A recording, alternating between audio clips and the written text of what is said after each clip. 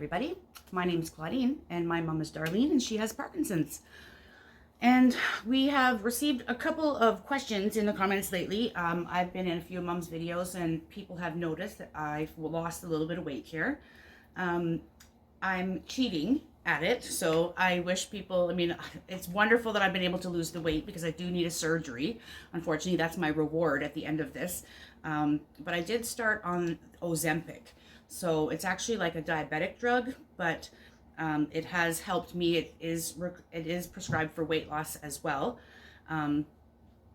just because it reduces your appetite. So, and it also, for me, I've had sort of a cyclic type vomiting syndrome for plenty of years now, like probably 8 or maybe even 10 years now at this point in time, which is where for some reason I've just always vomited bile, like spontaneously. I'll just have to heave and be sick. So it's quite annoying, and all my friends are used to me having to pull over like out of my vehicle or whatever. Just Mom and I went out to Sobeys today, and as we were leaving the parking lot, I was like, oh my God. So I pulled over, and I just had to be sort of sick into like the little rocky area beside one of the parking stalls. It's so embarrassing. Like, I just hate that. But anyway, so yes, I did start. I took my weight on January the 1st of this year, 2023, and it was 221. So that was my highest weight. I probably should have weighed myself before this video, but the last time I weighed was a few days ago, and it was 160.4. So 160, from 221 to 160 is 61 pounds, which I find like unbelievable that I've been able to lose 61 pounds.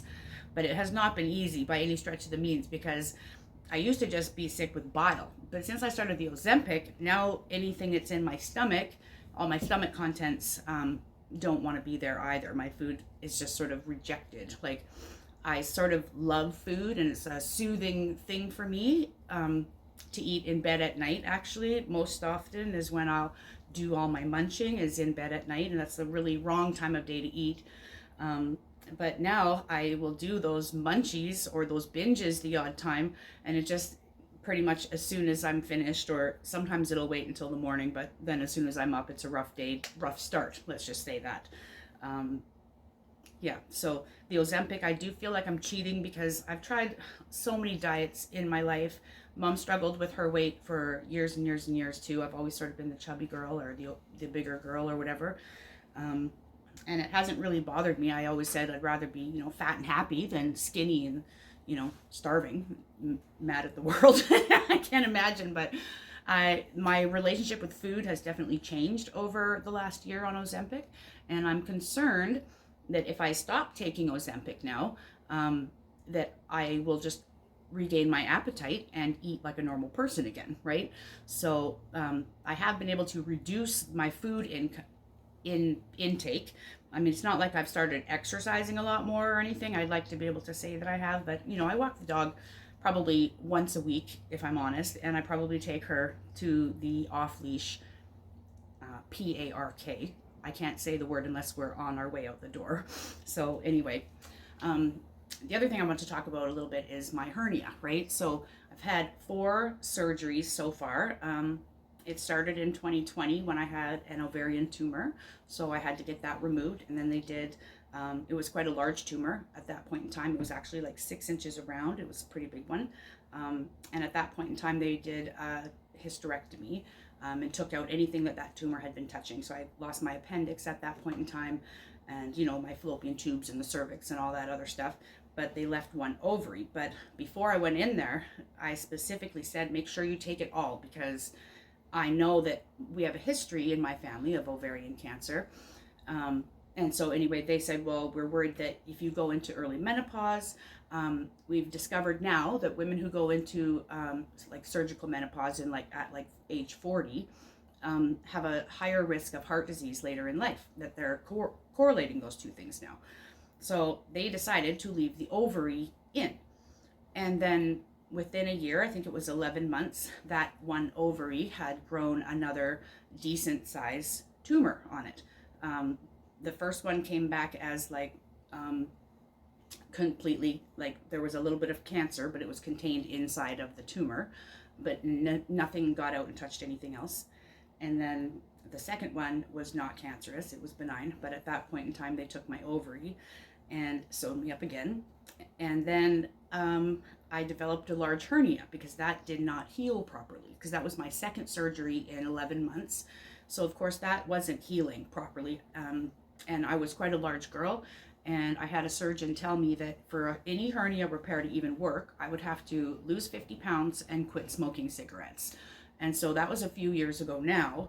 And so I've lost 60 pounds and I have quit smoking cigarettes also. I still do vape, so I'm not sure what they'll say about that. I just vape a little bit now, but I'm not a slave to the cigarette like I was before, which is honestly really nice because it's been more than a year now that I've been off of those. So, but anyway, I found another surgeon at that time to do a repair because this one surgeon wouldn't. So I did surgeon shopping. I'm thinking, well, I need it done. I can't just wait until I, lose 50 pounds because that seemed like never going to happen type deal for me. So I found a surgeon that would do it, and they did the hernia repair, but for some reason they decided while we were in there, that we discussed mesh, and he said he would have to see what it was like when he got in there. And so he did not use the mesh, and he just did the abdominal hernia repair where he sewed like both sides of the abdominal wall back together. So, but it was the same up and down incision, which is about 10 inches, and it kept getting higher each time. It was below my belly button for the first surgery, down to the pubic bone, and then it was almost at my belly button, and then it was from my belly button down to the pubic bone for the hernia repair surgery. And then 6 days after my hernia repair surgery, I actually had to have a fourth surgery, and they had to open me up again because basically I was constipated, right? Because they're giving you all those painkillers. And so anyway, I strained a little bit in the bathroom, and I could just feel it just absolutely just rip all the way up. And I thought, oh my God, something's happened. So my friend Jody took me down, and yes, I had to do another like emergency surgery. So 4 surgeries in about 2.5 years. It was like all totaled up. And so now my reward is a 5th surgery, but I'm pretty sure like I'm on a waiting list for another hernia repair because my hernia is quite large. Like I think my like I don't even know how to really explain, like my bowel and stuff is coming through my abdominal wall and anyway, the last doctor said it's like trying to sew Swiss cheese together. So you need a bunch of extra skin so that they can take off some skin and then sew proper muscle and stuff back together. So I'm thinking that means I get the full tummy tuck this time. So if that is the case, then my abdominal repair will turn into a tummy tuck, which would be awesome because then they can cut off the Swiss cheese now that I've lost enough weight for them to do that, so they can have actual skin and muscle to sew back together. And I don't know if they'll use mesh this time or not, but I don't even know who my surgeon is at this point. So, but yeah, just a little disclaimer here. I'm going to show you my hernia. So if anybody's squeamish, maybe pause or look away now.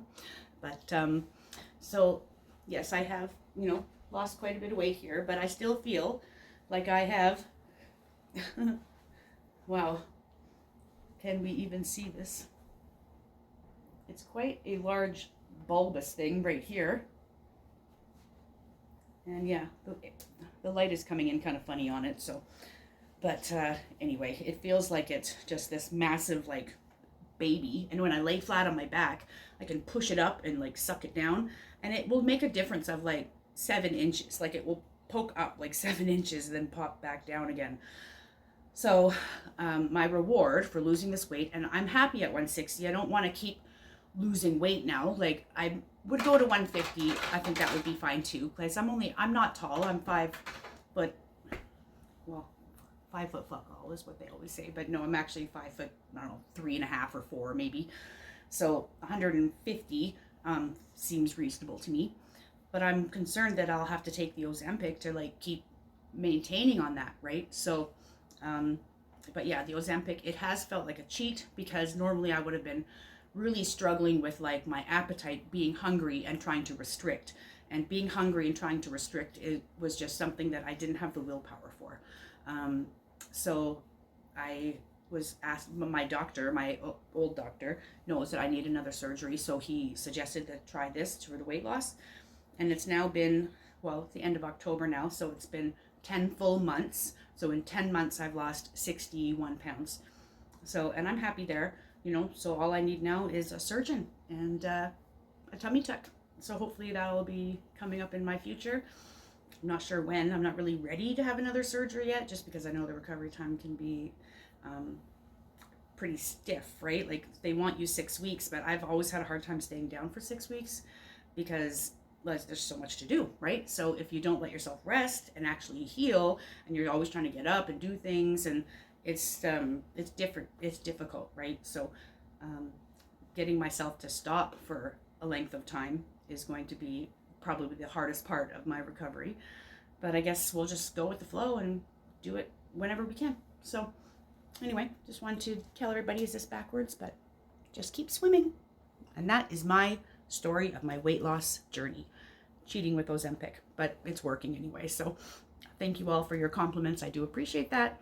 And keep watching Mom's Parkinson's channel. Thank you.